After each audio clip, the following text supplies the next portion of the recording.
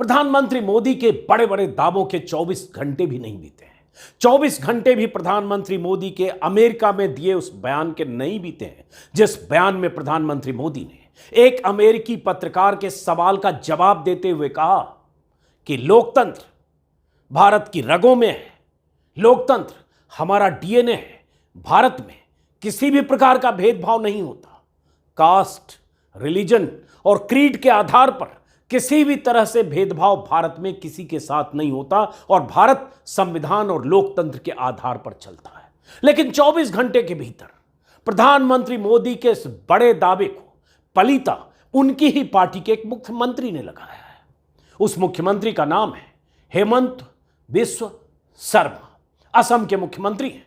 क्या कहा है सुनिए और समझिए कि जब अमेरिका में प्रधानमंत्री मोदी इतनी बड़ी बड़ी बातें करते हैं, अखबारों की सुर्खियां बनते हैं और लोकतंत्र और संविधान की दुहाई देते हुए किसी भी तरह के भेदभाव से साफ इनकार करते हैं, जबकि हकीकत क्या है हम सब जानते हैं, तब उन्हीं की पार्टी का एक मुख्यमंत्री कैसे ट्विटर पर चंद शब्द लिखकर अपनी मंशा जाहिर कर देता है और पता चलता है कि प्रधानमंत्री जो कह रहे हैं वो हकीकत से कोसों दूर है।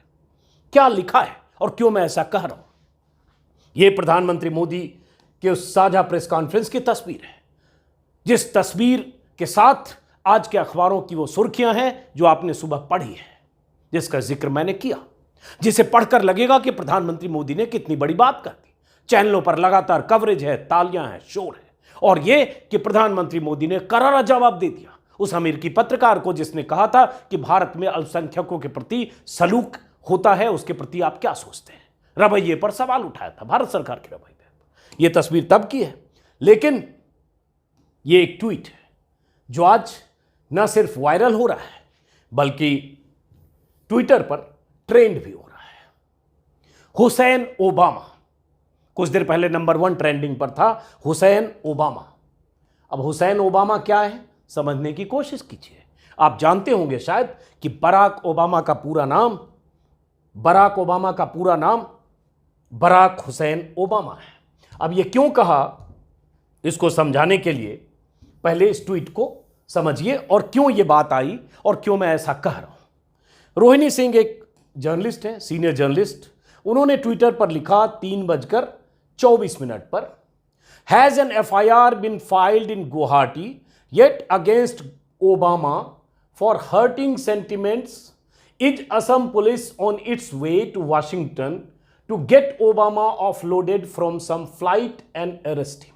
ये रोहिणी सिंह ने इसलिए लिखा क्योंकि असम पुलिस, हेमंत बिस्व शर्मा की पुलिस, कई राज्यों में किसी ने अगर कोई ट्वीट किया या सरकार के खिलाफ या असम सरकार के खिलाफ या कोई ऐसा ट्वीट जो सत्ता बीजेपी की सत्ता के लिए असहज हो या प्रधानमंत्री मोदी के लिए असहज हो, तो असम पुलिस जाती है, FIR दर्ज करती है और उसके बाद गिरफ्तारी के लिए असम से बाहर चली जाती है। पवन खेड़ा जो कांग्रेस के नेता हैं, उन्हें गिरफ्तार करने के लिए असम पुलिस दिल्ली पहुंच गई थी। जिग्नेश मेवानी जो गुजरात के विधायक हैं, उन्हें अरेस्ट करके गुवाहाटी ले जाया गया था और कितना कुछ तमाशा हुआ था वो सब जानते हैं।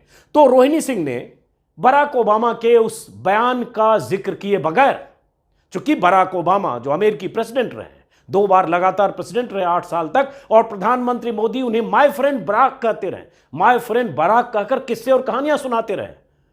तस्वीर सामने है जब बराक ओबामा भारत आए थे और तब जब प्रधानमंत्री मोदी इस 10 लाख के सूट वाले तस्वीर के साथ भी बराक ओबामा के साथ थे और लगातार जिसे माय फ्रेंड बराक कहते रहे।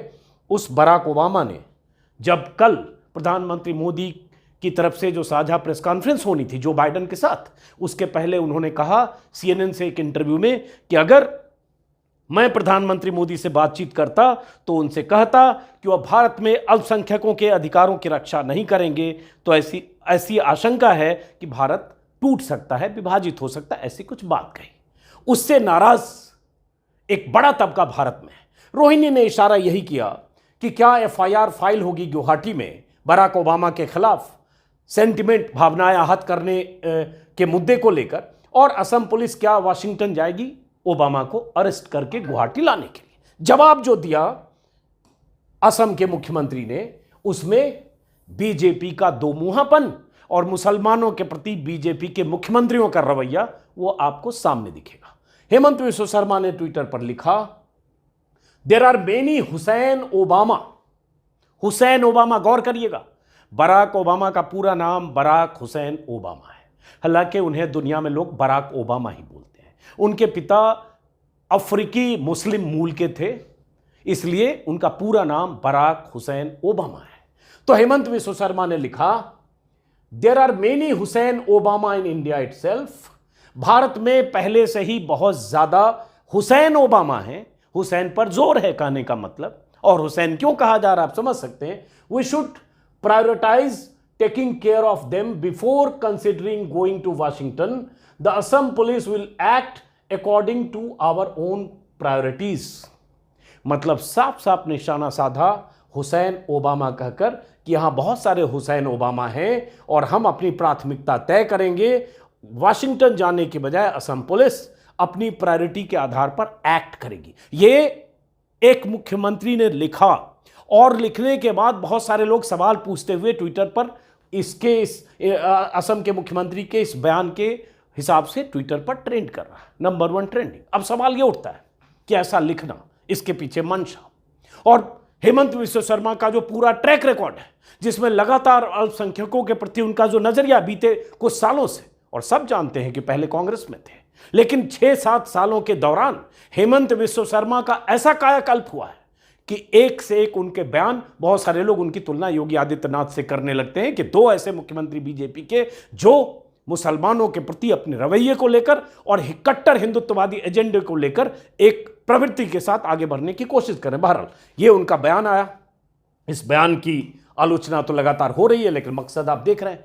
तो प्रधानमंत्री जिस राष्ट्रपति, पूर्व राष्ट्रपति को अपने दोस्त मानते हैं और एक पूर्व राष्ट्रपति के लिए इस तरह के शब्दों का इस्तेमाल, there are many Hussain Obama, क्या कहता है समझिए।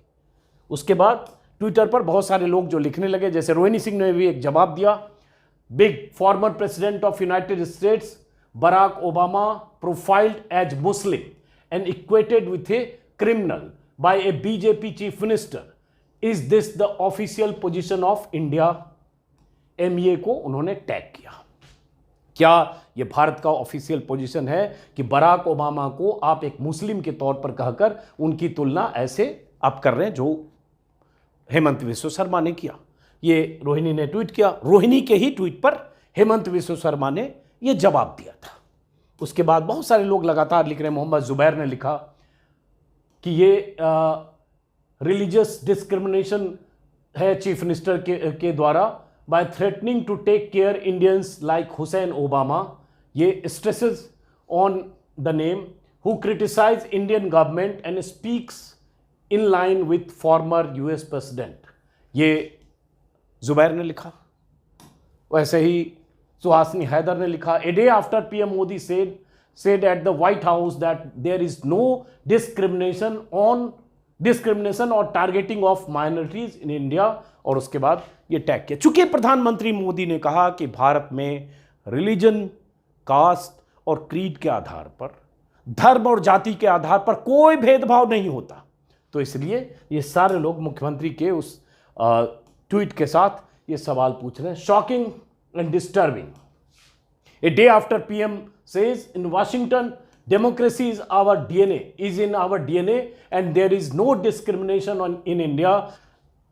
बहुत सारे लोगों का ट्वीट में देख रहा हूँ। सुप्रिया श्रीनेत ने फिर लिखा कि जैसे हेमंत विश्व शर्मा ने, जिसको प्राइम मिनिस्टर अपने दोस्त कहते रहे, उसको लेकर कैसे प्रेसिडेंट ओबामा को एक मुस्लिम के तौर पर चिन्हित किया गया।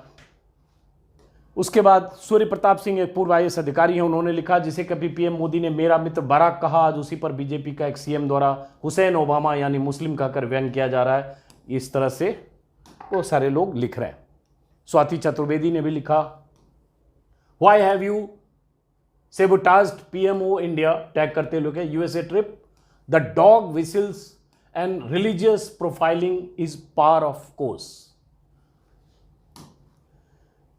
सिद्धार्थ वरदराजन द वायर के एडिटर हैं, उन्होंने लिखा, there is absolutely no space for discrimination. यह प्रधानमंत्री मोदी का स्टेटमेंट है। सेड द विश्व गुरु इन DC, he was lying of course, which is why his Assam CM can reply to Rohini Singh.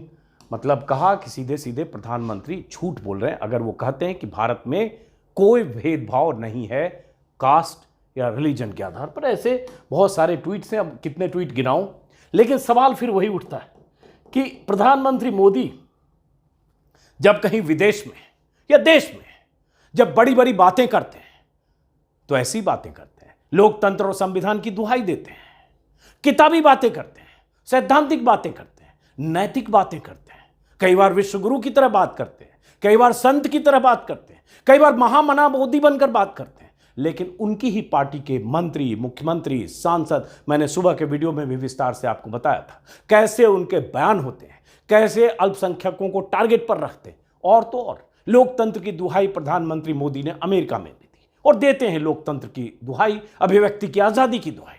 लेकिन अभिव्यक्ति की आजादी को भारत में बीते कुछ सालों में कैसे कई बार सेलेक्टिव ढंग से कुचला गया, उसकी भी बहुत मिसालें हैं।